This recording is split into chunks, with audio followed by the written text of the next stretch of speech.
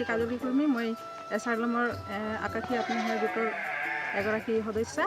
মই গোটত থাকি ৭৫,০০০ টকা লোন হিচাপে লৈছিলোঁ।